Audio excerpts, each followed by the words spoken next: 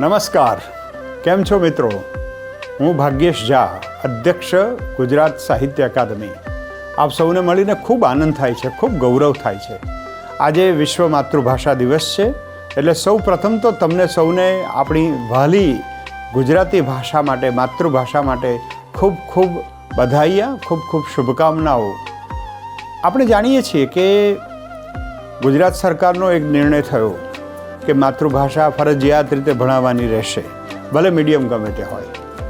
બીજી તરફ આપણે જોઈએ તો રાષ્ટ્રીય શિક્ષા નીતિમાં પણ ભારતીય ભાષાઓનું ખૂબ મહત્ત્વ સ્વીકારવામાં આવ્યું છે અને એને કારણે આખા દેશમાં ભારતીય ભાષાઓ માટેનો એક માહોલ ઊભો થયો છે. આ આખી સાનુકૂળ પરિસ્થિતિમાં આપણે 2024માં માતૃભાષા દિવસ ઉજવી રહ્યા છીએ. ત્યારે મારે તમને તમારી આટલી બધી સંખ્યામાં તમે સૌ મળ્યા છો એ જોઈને આનંદ અને ગૌરવની લાગણી હું અનુભવું છું. આપણે શું કરવું છે માતૃભાષાના દિવસે? માતૃભાષાની વંદના કરવી છે, માતૃભાષામાં ગીતો ગાવા છે, માતૃભાષામાં ઉત્સવ કરવો છે, માતૃભાષાનો વ્યવહાર કેવી રીતે વધે, માતૃભાષાના સાહિત્યનો અભ્યાસ કેવી રીતે વધે, અને એમ કરતાં કરતાં આપણી માતૃભાષાને વધુ સક્ષમ બનાવીએ, એને સંવર્ધિત કરીએ અને માતૃભાષાનું સ્વીકાર કરીએ. એ એક માહોલ રચાય દરેક ઘરમાં અને શાળાઓમાં, અને માતૃભાષાની આવી રીતે એક વંદના કરવાનો આજનો ઉપક્રમ છે.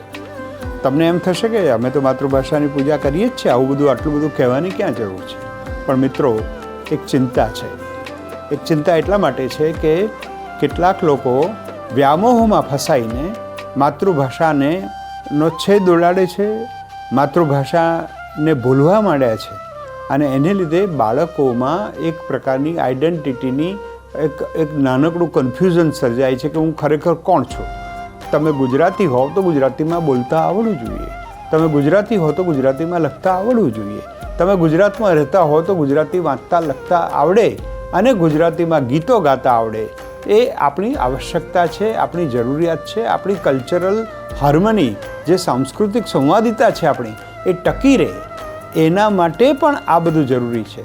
તો આપણે આજે માતૃભાષા દિવસે એકબીજાને માતૃભાષામાં જ વાત કરીએ, માતૃભાષામાં મળીએ, માતૃભાષામાં ઉત્સવ કરીએ.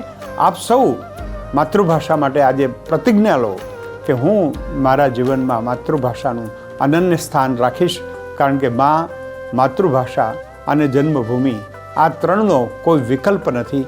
એની પૂજા જ હોઈ શકે, એનું સંવર્ધન જ હોઈ શકે અને એની આરાધના જ હોઈ શકે. જય જય ગરવી ગુજરાત.